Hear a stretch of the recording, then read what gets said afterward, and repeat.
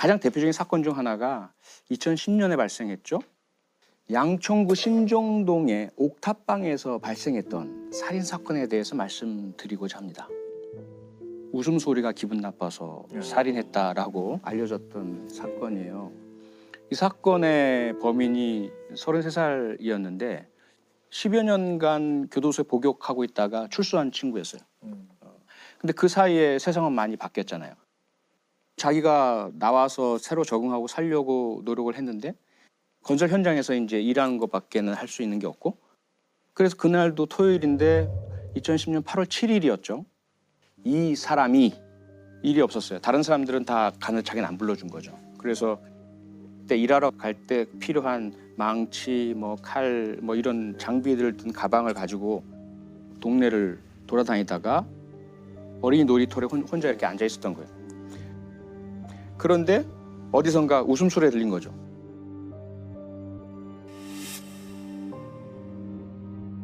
나는 이렇게 비참하고 미래도 희망도 없고 이렇게 절망적으로 앉아 있는데 너희들은 뭐가 이렇게 기쁘고 행복해? 라는 그런 이제 순간적인 생각이 들어서 소리 나는 곳을 찾아 들어갔더니 내 식구가 사는 옥탑방이었어요.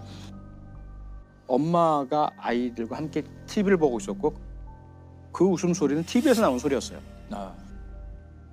근데 이제 엄마가 깜짝 놀라잖아요. 낯선 사람이 이렇게 들어서니까. 그랬더니 가방 안에 있던 망치를 꺼내가지고 그냥 이렇게 머리를 가격을 한 거예요. 그런데 그때 아빠가 화장실에 계시다 나오고 또 그 장면을 보니까 가방에서 칼을 꺼내서 아버지를 또 찔렀어요. 결국은 아버지는 돌아가시고 어머니는 중상을 입고 중환자실에 오랫동안 치료를 받으시는데 그리고는 그냥 가버렸어요. 가정집에 침입해 이유 없이 가장을 살해한 신정동 살인사건의 범인이 잡혔습니다. 윤 씨는 신정동 일대를 배회하다 단란한 주말 저녁을 보내던 가족들에게 흉기를 휘둘렀습니다. 경찰로서는 그 현장에 갔는데 미스터리인 거죠. 이게 도대체가 범행 동기가 불분명하죠. 범행 동기가 불분명한 거예요.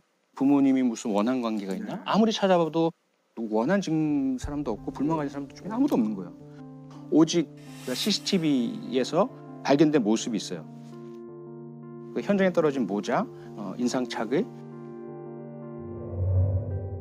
도대체가 풀리지 않는 미스테리로 30일 넘게 계속 현장 주변에서 탐문하고 그러다 이제 36일째 되는 날 갑자기 형사 한 분이 잠깐 차를 세운 거예요. 창밖에 그 CCTV에 찍힌 것과 똑같은 옷을 입은 똑같은 가방을 든 사람이 걸어가고 있는 거예요. 그래서 다짜고짜 가서 왜 그랬어? 라고 질문을 했더니 경찰서에 가서 말씀드릴게요. 그러니까 이 사람은 멀리 도망갈 의사도 없었고 그럴 요량도 없는 상태였어요. 그러니까 제가 한 4시간 면담을 하면서 도대체 어떻게 살아왔는지 왜 그랬는지를 따져보니까 이 친구가 어린 시절부터 자기 아버지로부터 극심한 가정폭력, 온 가족이 다 폭행을 당했어요. 술만 드시고 막 집안 다 때려 부수고 어머니 폭행하고 아이들은 도망 다니고. 그런데 이 사람이 그 아버지가 하던 행패를 학습을 한 거예요.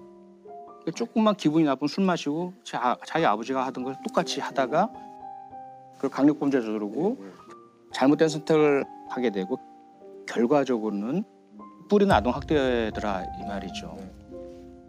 현장 검증에서 윤 씨는 행복한 가정의 웃음소리가 자신의 처지와 비교돼 범행을 저질렀다고 말했습니다.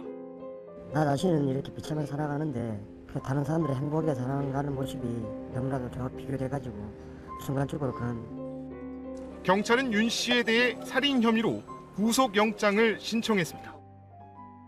물론 전적으로 본인 책임입니다. 그렇습니다. 그렇다 하더라도 본인이 절대로 다른 사람을 해치지 않겠다는 기본적인 신념을 가지고 살아야 되지만 만약에 어린 시절에 아동학대 당하고 가정폭력의 피해자였을 때 사회가 제대로 개입해서 보호하고 교육하고 치료하고 그런 개입을 했었더라면 과연 이 무고한 피해자들이 생겼겠느냐라는 거죠.